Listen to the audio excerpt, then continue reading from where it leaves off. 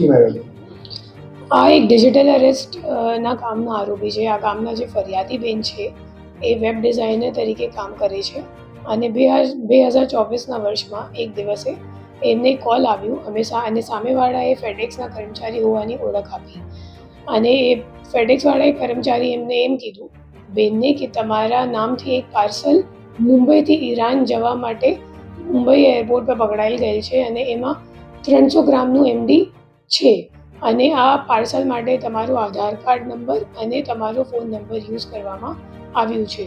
તો જો આ પાર્સલ તમારું નથી તો પછી તમારે મુંબઈ ક્રાઇમ બ્રાન્ચ સાથે વાત કરવી પડશે. આ કહીને પછી એ માણસે એમનું કોલ ફોરવર્ડ કરી દીધું અને મુંબઈ ક્રાઇમ બ્રાન્ચના ઓફિસર તરીકે વાત કરવાવાળો બીજા એક આરોપીએ એ બેનને કીધું કે તમારા ઘણા બધા બીજા ડોક્યુમેન્ટ્સ પણ છે જે આરબીઆઈ અને ઈડીવાળા છે, તો અમે લોકોએ તમને સ્કાઈપ કોલ પર વિડીયો કોલ કરીશ.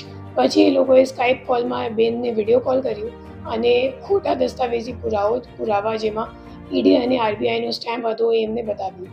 પછી એ ફરિયાદી બેન ડરી ગઈ અને એમને કેમ કીધું કે જો તમારે આ કેસથી નીકળવાનું હોય તો તમારે અમે લોકોને પૈસા આપવી પડશે.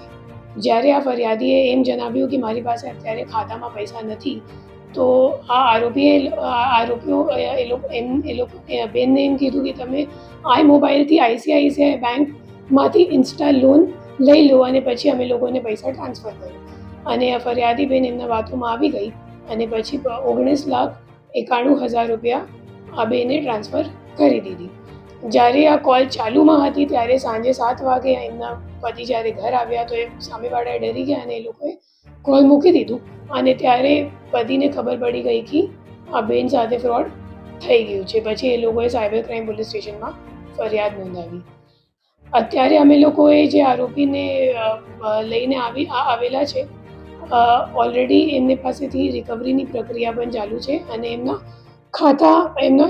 ખાતું HDFC બેંકમાં કરંટ અકાઉન્ટમાં હતું. એમનું નામ છે હિરેન પટેલ અને એમના ખાતાઓ NCCRBમાં કુલ 14 જેટલા અન્ય કંપનીઓમાં પણ સંડોવાયેલ છે અને આ આરોપીને 2,81,000 જેટલા રૂપિયા કમિશનમાં મળ્યું હતું અને આ ફરિયાદી બેનને પોલીસે ઓલરેડી આજ દિન સુધી 10,86,000 જેટલા રિફંડ અપાવી દીધું છે અને હવે જે બાકીમાં છે એ પણ હિરેન પટેલથી રિકવરી કરવાની પ્રક્રિયા ચાલુ છે.